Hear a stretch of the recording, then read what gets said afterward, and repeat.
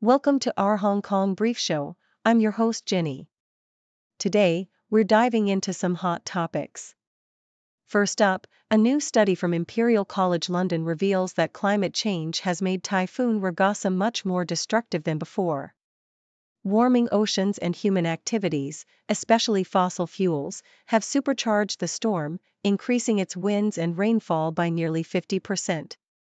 This means more damage and economic loss, highlighting the urgent need to cut emissions and fight climate change.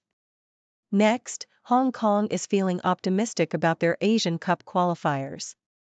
Juninho, the Brazilian-born star now representing Hong Kong, is confident the team can secure their spot in the tournament with just 2 wins. He's been training hard and believes in the team's resilience, aiming for a big breakthrough in Dhaka and Kai Tak. Fans are excited as the team prepares to make their mark and chase that 2027 Asian Cup glory.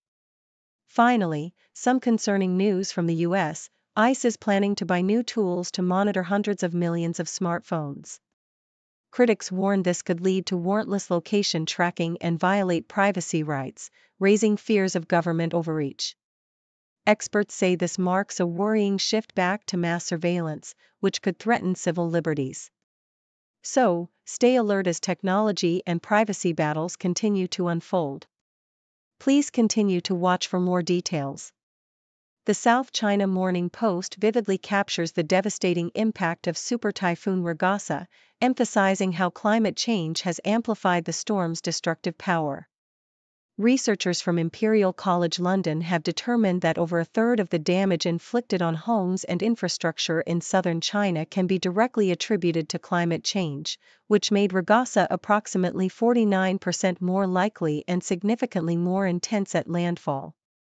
The study highlights that human activities, primarily fossil fuel combustion, increased wind speeds by 7% and rainfall by 12%, transforming what could have been a weaker storm into a catastrophic event. As global temperatures continue to rise, already nearly 1.3 degrees Celsius above pre-industrial levels, the likelihood of more powerful typhoons like Ragasa, potentially reaching Category 4 or 5, grows, posing escalating threats and economic costs across Southeast Asia and China. The study underscores the urgent need for emission reductions, warning that delaying action will only deepen the damage and costs associated with extreme weather events, which escalate rapidly once certain thresholds are crossed. The South China Morning Post also details Hong Kong's resilience in facing the storm, with local officials and players like Juninho expressing confidence in handling the upcoming Asian Cup qualifiers against Bangladesh. Juninho, a Brazilian-born player who has become a vital part of Hong Kong's national team, speaks passionately about the importance of these matches, acknowledging the intense scrutiny and pressure he faces as a naturalized citizen. Despite setbacks, including a recent defeat to Iraq and injuries, he remains determined to help Hong Kong qualify for the 2027 Asian tournament. His dedication exemplifies the team's collective spirit, as they prepare rigorously at the Kai Tak Stadium, focusing on tactical adjustments and fitness to overcome the challenge of facing Bangladesh twice, which could be pivotal in their quest for qualification amid a packed schedule. Meanwhile, The Independent reveals a concerning development in surveillance technology, reporting that Immigration and Customs Enforcement (ICE) plans to acquire sophisticated tools capable of monitoring hundreds of millions of mobile phones. These tools, developed by companies like Penlink and Cobwebs, can process vast amounts of location data, facial recognition, and dark web intelligence, raising alarms among privacy advocates. Critics argue that such acquisitions threaten to bypass legal protections, potentially violating constitutional rights by enabling warrantless searches and mass surveillance of Americans. Despite previous efforts by the Biden administration to curb the use of commercial location data, the Trump administration's push to expand surveillance capabilities signals a troubling reversal. Experts warn that these tools could be exploited for political or ideological targeting, with the potential for abuse escalating as the technology becomes more powerful and widespread, threatening fundamental privacy rights and civil liberties.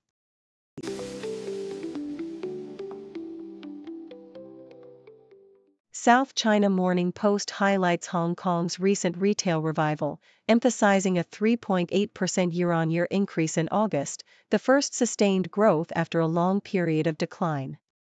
The surge is attributed to a combination of factors: an influx of tourists, a booming local stock market, and a wealth effect that has encouraged spending on luxury items like jewelry, watches, and cosmetics. Notably, visitor arrivals reached a post-COVID high of over 5 million, with mainland tourists actively contributing to the retail boost, especially in high-end shopping districts like IFC Mall. However, the report underscores that the recovery remains uneven, with declines in categories linked to local spending, such as fuel and furniture, prompting concerns about intensified price competition and a wave of discounting among retailers to stay competitive against mainland e-commerce giants like Taobao. SCMP Opinion offers a forward-looking perspective on Hong Kong's ride-hailing industry, applauding the government's move toward regulation after years of informal operation and illegal services. The proposed framework aims to legitimize ride-hailing platforms by requiring operators to obtain licenses and restrict permits to registered vehicle owners, thereby curbing illegal drivers and license speculation. Transport Secretary Mabel Chan emphasizes that this regulation will foster fair competition and safety, allowing drivers to operate across multiple platforms and extending vehicle age limits from 7 to 12 years. While some details, such as vehicle caps, remain under discussion, the overall approach is seen as a pragmatic step that balances industry growth with safety and fairness, encouraging a more structured coexistence between traditional taxis and ride-hailing services. South China Morning Post also tells the inspiring story of Luckian Wang Baobao, a former model and TV star who found renewed purpose through anime-inspired food content during the pandemic. Her viral videos, starting with simple instant noodles inspired by Studio Ghibli films, unexpectedly skyrocketed in popularity, accumulating millions of views across Facebook, TikTok, and Instagram. Wang's journey reflects her deep-rooted love for food and anime, cultivated from childhood in London and Hong Kong, and her desire to be authentic and approachable in her content. The pandemic gave her the freedom to embrace her true self behind the camera, creating relatable, unpolished videos that resonate with audiences and rekindle childhood memories. Her story underscores how digital platforms can empower individuals to pursue passions, maintain privacy, and connect with others on their own terms, transforming her from a traditional celebrity into a beloved content creator.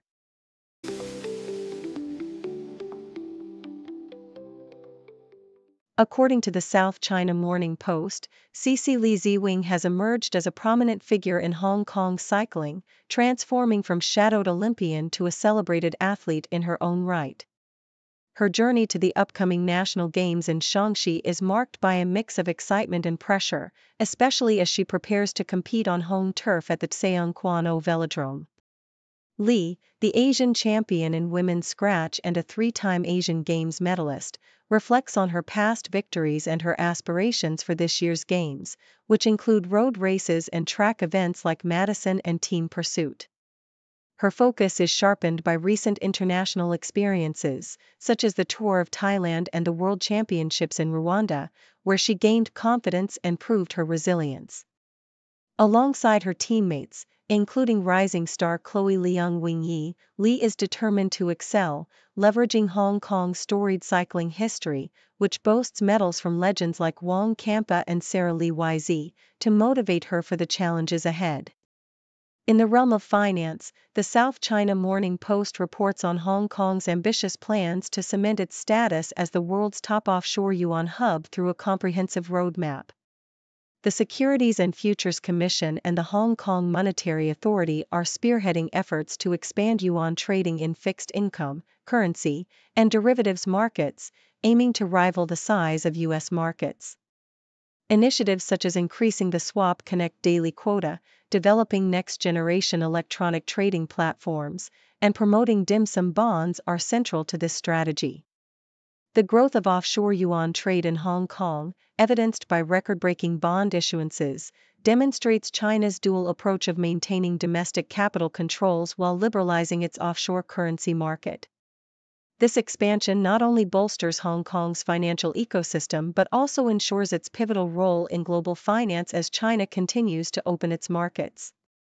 The CBC details the protests outside the Cape Breton Police Headquarters, where over 100 residents rallied against the federal government's gun buyback program, which aims to confiscate assault-style firearms. Protesters, including Mel Howley, expressed fears of government overreach, insisting that law-abiding citizens should not be targeted for possessing legally owned firearms. The rally highlighted widespread skepticism about the program's effectiveness, with opponents arguing that the banned guns are rarely involved in crimes and that many are stolen or smuggled. Public Safety Canada pointed to the use of banned weapons in past mass shootings, emphasizing the government's intent to reduce gun violence by removing dangerous firearms from circulation. However, critics like Tracy Wilson of the Canadian Coalition for Firearm Rights call for the program's cancellation, asserting it unfairly penalizes responsible owners and may ultimately fail, fueling ongoing debate over gun control policies in Canada.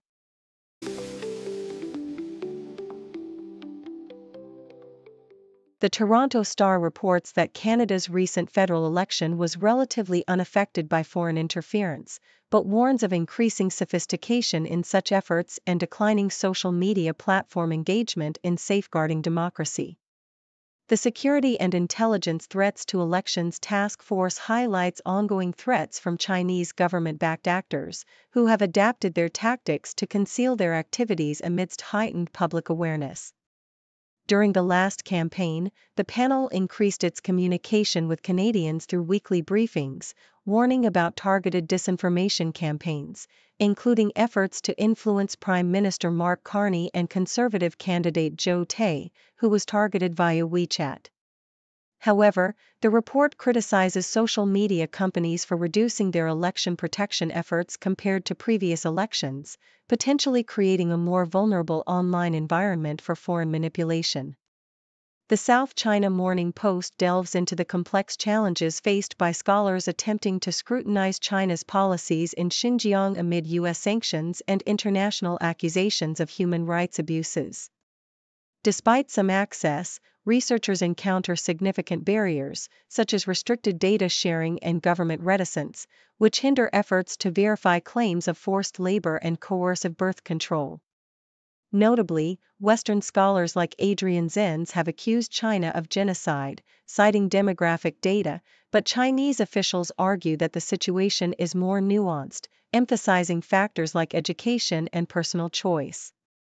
The Chinese government's limited transparency and the suppression of disaggregated statistics have made independent verification difficult, fueling Western narratives while Beijing promotes official visits and state-organized trips to showcase stability and development in the region.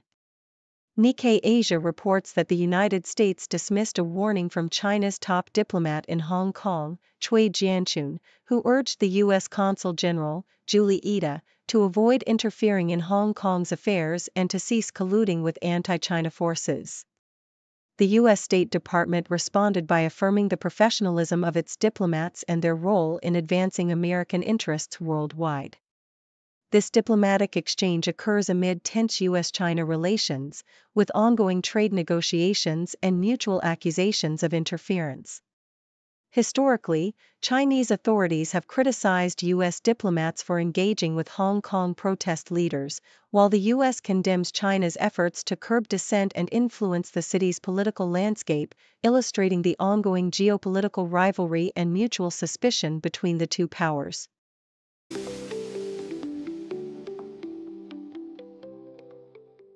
South China Morning Post highlights Valérie Messica's inspiring journey from a daughter of a renowned Parisian diamond dealer to a visionary jewelry entrepreneur who transformed her family's B2B diamond supply into a globally recognized luxury brand.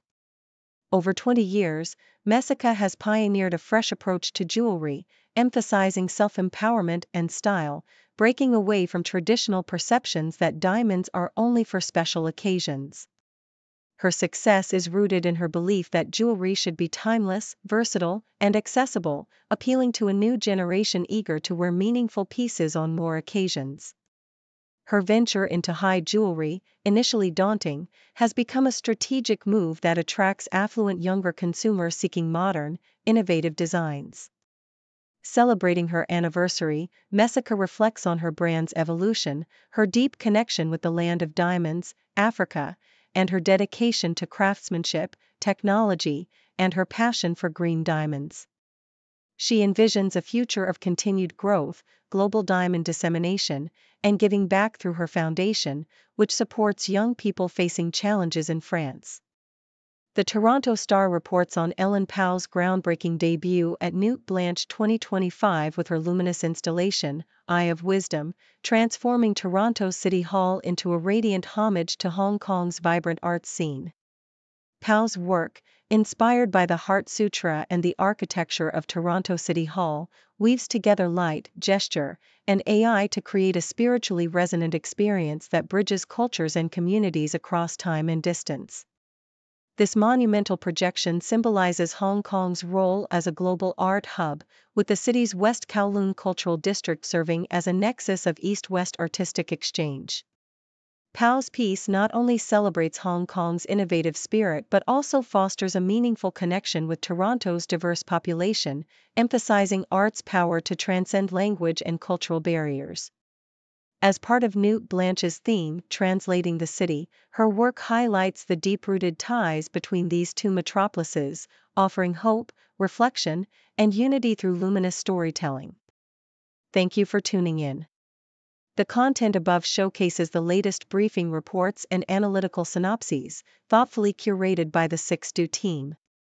These insights stem from a wide array of reputable media outlets, think tanks, government sources, and specialized experts worldwide. We encourage you to explore these sources for a comprehensive perspective. Keep in mind that while the content may not always align with the official standpoint of 6Do Brief, it's not meant to be taken as absolute directives for decision-making. Comprising seasoned media professionals, learned scholars, and accomplished scientists, the 6Do team embodies a trailblazing, fully independent media entity. To customize 6Do Brief to meet your professional needs, you have the option to subscribe to a diverse array of briefings on our website, 6dobrief.com. Regardless of your location, you can conveniently receive 6Do Brief via email.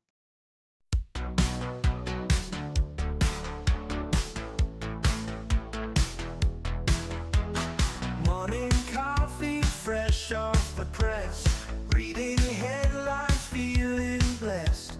World keeps turning, stories unfold. Every moment news gets told. Flipping channels, clicking tabs, feeding my night's hunger grabs.